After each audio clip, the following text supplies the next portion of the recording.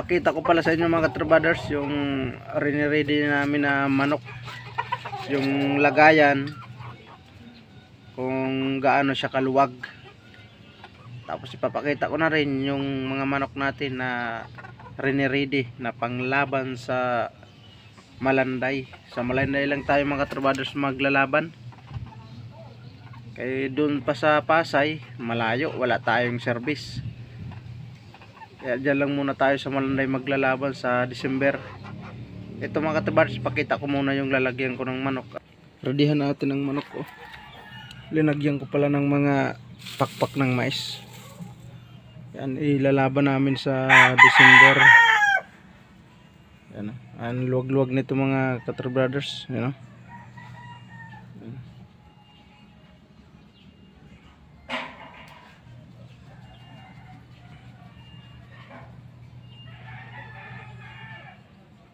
yan mga katrabaders.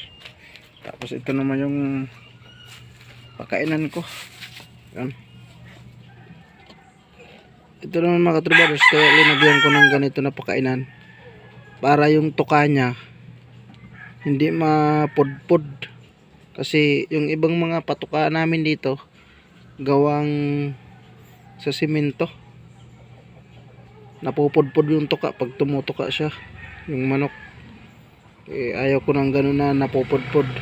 Importante pa naman yan mga idol sa manok na hindi mapupudpud ang tuka.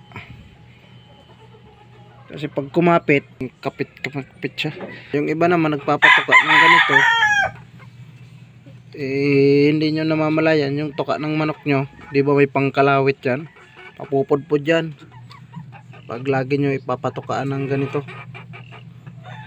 Yung simento yan, no? Ito simento yan, mapupudpud ang tuka ng manok nyo. Ito yung pangalawa ko na riniridihan. Yan. Yan, ito napakaluwag nito mga katrabaders. So, linagyan ko rin ng ganitong pakpak ng mais.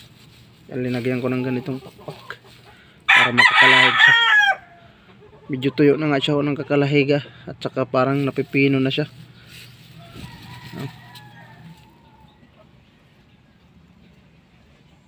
Dito ko pinapakain sila para yung tuka nila, yung pangkalawit diba sa dulo, hindi mapudpud. Yan, kailangan yan. Mga katrabaders, pinakita ko lang sa inyo. Yan, ito mga katrabaders yung ready natin na manok. Yan, kinuha ko na siya doon sa lalagyan. Yan, ang ganda. Laki ng katawan yan, ano? Laki ng katawan yan. Saka pinapagaan ko pa. Kakakuha ko lang doon sa flying pin doon sa labas. Yan. Yan mga katrabaders. Yan. December natin yan ilalaban mga katrabaders. Ganda ng height, oh.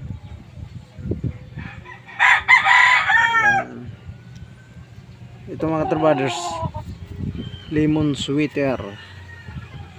Yan.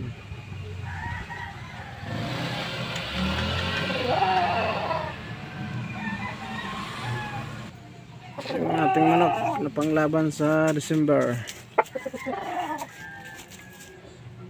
Tingnan nyo ng maiki yung tuka niya mga katrabaders, oh, yung pangkalawit. Yun ang pinaka-importante na hindi siya mapudpud dahil yan ang kinakalawit niya. Yan, o. Yan ang pinaka-importante sa manok. Yan, o. Yeah. Ganda, di ba? Ganda ng height. Mga 3 taon na itong mga katrabaders. Yan, sa gusto magposta, yan, pwede kayo makaposta mga katrabaders kung gusto nyo makaposta. Pakita ko naman yung ito naman ang pangalawa mga katrabaders. Yan, o. Gandang manok yan.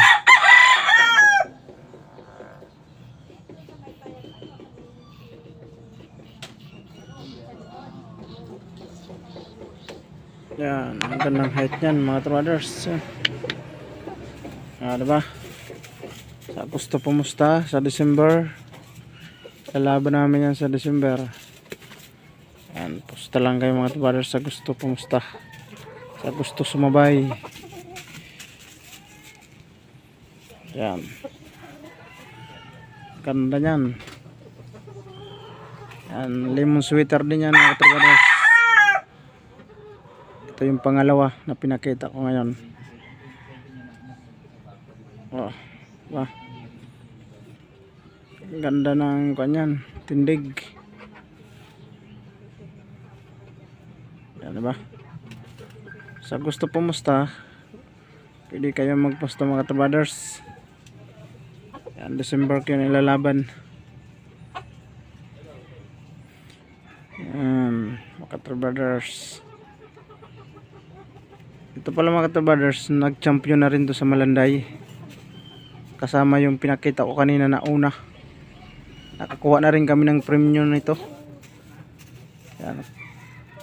Ang ganda ng pakalogo niya. Talagang kumpletong kumpleto yung pakpak niya. Diba? Yan. Maggie.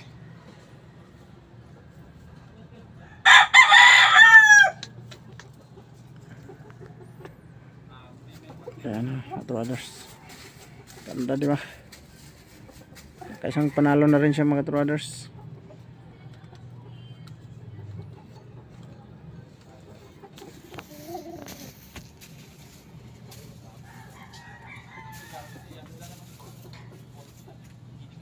Ganda ng tindig niyan.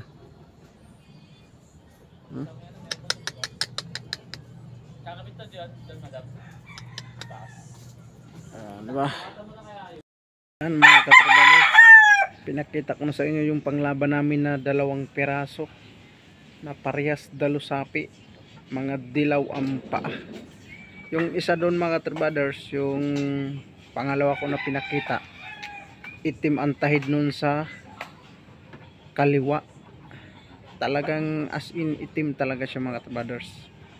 Tapos yung una kong pinakita na nakadalawa na rin ng panalo yon, talagang yellow yung kanya tahid din.